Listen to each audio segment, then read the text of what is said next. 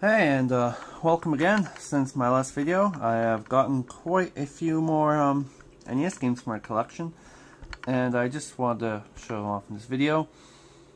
Obviously, like I said, this is my whole collection. This is just the addition to what I've got recently. If you look up there, that's actually what I had before that I've shown. I think there's a good 15, 20 games up there or so. And I am now up to about, I think the last time I showed I was at like 20 something games, or just slightly over 20, close to 30. I am now almost at 60 games. Actually, I don't know why the fuck I had that in. I already showed that last video.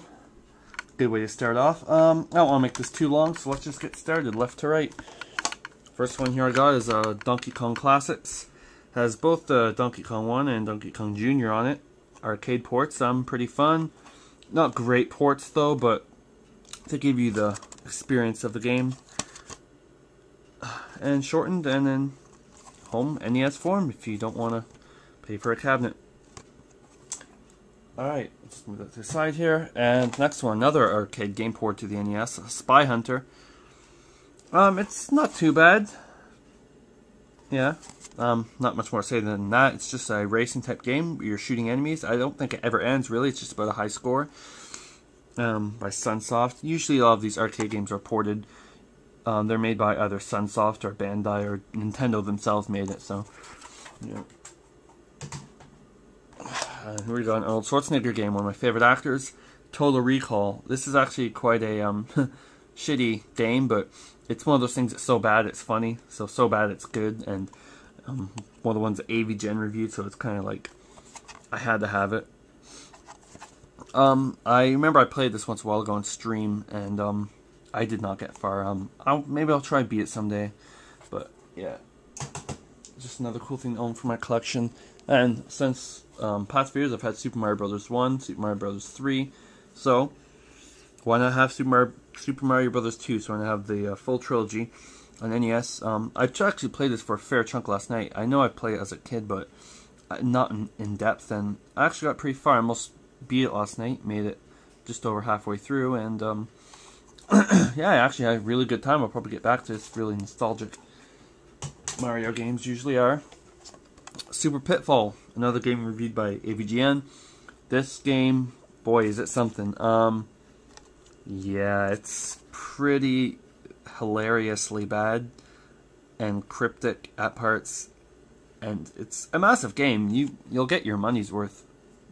Gameplay wise, fun wise, maybe not so much. It's pretty frustrating and shitty. But it was really cheap, and I just wanted it because it's infamous to me. Surfer Surfer, one of the hardest games on the NES, known by many. I want to beat this game. I love games with a good challenge, as I probably mentioned in previous videos, and I just really want to beat that someday, so that's why I got that. Another classic, TMNT, Teenage Mutant Ninja Turtles. It'd be cool if it was the green cart, but it's just the gray cart. I'm not sure if I'll ever obsess over getting both, maybe someday, but it's the same game, so maybe a waste of money. Maybe at Ultra. Ultra actually made some really good games, so of course when you see that they made this, it's no surprise because this is also a great game. Like I said, they made Gyruss, which was pretty much the predecessor to Star Fox, and I thought that was fucking awesome. So, especially for an NES game I've never even heard of before when I first bought Gyruss. This is kind of a 4-in-1 gold cart made by Quattro. They made a few like these: Quattro Sports, Quattro Action. This one's Quattro Adventure. It's 4 games in one. You probably can't read this really well. I'll just read it. The first one's Boomerang Kid. That's the only one I played so far. It was actually okay. It's not too bad. But you can tell it's one of those games, it's more quantity over quality. There's Super Robin Hood, Treasure Island Dizzy, and Linus Spacehead. I actually got the manual with this too when I read through it, and it actually has some depth to the story. They didn't just rush through games or whatever.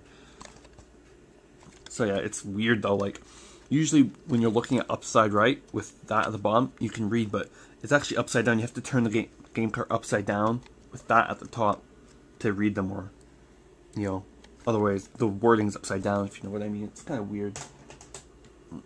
Next, I just got this one today. One I've been wanting for a while. Legend of Zelda. Gold cart. Happy I got this. Great old classic game that I didn't really play a lot of, because I'm maybe a Zelda fan. I'm not a huge Zelda fan though, but I always just like really enjoyed playing them. So obviously I'm a fan, but nothing like, you know, hardcore. And yeah, just a great classic game. And hey, it's gold. It looks pretty spiffy if you ask me. I've actually already started playing through this. I've beaten the first 3 dungeons, I believe. Next, Gyromite.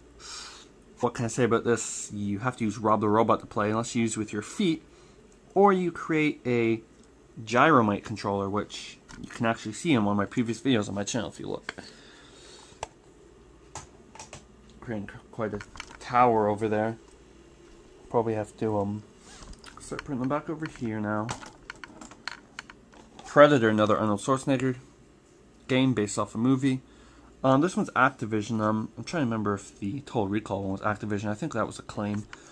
This is a really interesting game. Not horrible, but not good. Completely different from the movie, obviously, but what can you do? It's Nintendo. What else are they going to do? Well, maybe actually put some decent effort into it, but yeah. It has its fun moments. Okay, now it's time to start putting them on the bed, because they're getting pretty big. Jeopardy. What can I say besides you answer questions and it's trivia? I somehow managed to get more fun out of this than probably should be expected. I usually stream this from time to time. It's a pretty fun game to do it even with friends, because then they have their own opinions, or you can just cheat and Google it. Yeah, it's Jeopardy. I'm showing this before. I already showed it. Dr. Jekyll and Mr. Hyde, but now I have 2. Why do I have 2? It's a long story, don't ask. One rattles, there you go, you can hear it. But they both play fine. This one was glitched when I got it, but yeah. I own 2 copies of Dr. Jekyll and Mr. Hyde. One of the worst games ever. Bugs Bunny's Crazy Castle. You collect carrots in a castle.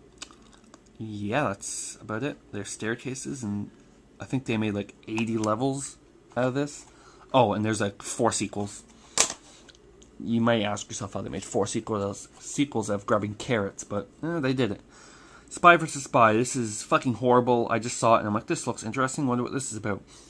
I have no idea how you fucking even beat this game or play it. It's fucking one of the weirdest games I've ever played. That's about all I can say for that. Oh god, there's still lots more to go through, and I wanted to make this video short. Yoshi. Not what I expected when I heard Yoshi, the original Yoshi game. It's like a twist on Tetris. It's a puzzle game. It's actually kind of fun though. I got addicted a few nights ago, and I like had a run going for a good half an hour, and I think I got like, maybe not half an hour, but at least 20 minutes. I got like 1,775 points. I'm not sure how good that is on this, but yeah. Xenophobe, another arcade game that was ported to the NES. Of course, there you go again, Sunsoft. It is interesting. Shooting aliens on a ship. I didn't make it very far, but you know, I have lots of games to go through, so I'm sure I'll eventually do it. Winter Games. This is, in my opinion, the worst video game ever made of all time. Not just on NES, you know, not on older games. Games, period. This is the worst game ever. So, when I saw it for just $3, I'm like, I kind of have to own it. It's infamous. It's, in my opinion, the worst game of all time. Winter Games. It's basically just 4 events. Figure skating, bobsledding, something they call hot dog aerials, and speed skating, which is god-awful controls. You're just mashing your finger along a D-pad, which is like this, that kills your fingers, so yeah, Winter Games. It's probably the worst game ever. Well, in my opinion, it is the worst game ever. Solomon's Key. This is actually a really cool puzzle game that I've never heard of before until I got it. And the sequel to it is called Fire and Ice, which is actually a very rare game. I looked online. It's up to like, you're looking to pay $80, maybe even $100 if you want to get the sequel. Maybe someday I'll get it. Just be cool to own the pair of games. Because this is actually a really cool puzzle game. It has lots of secrets in it. Good replay value, definitely. The first time I got that, I actually played a hefty amount of it. Marble Madness, another arcade-ported game, but this time Milton Bradley. Yeah, it's Marble Madness. What else can you say? Arcade. I still have to get into this much.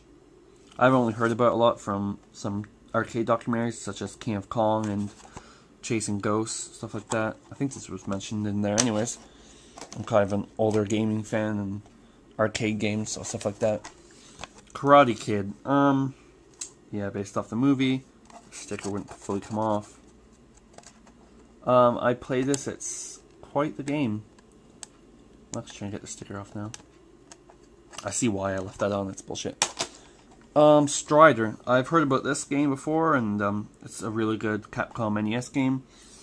I played it for a bit. It seems kind of cool. Some flaws, though, that are like a bit weird, and it's kind of a downfall that just a few seconds of testing it, I found some downfalls. Hopefully those are the only negative things, though, in the game.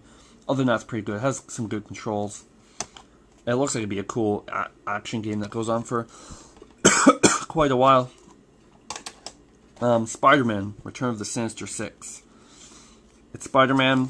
AVGen reviewed it, so I kind of want to have it. LJN. Oh, this, may I also add, has probably one of the worst controls in an NES game ever.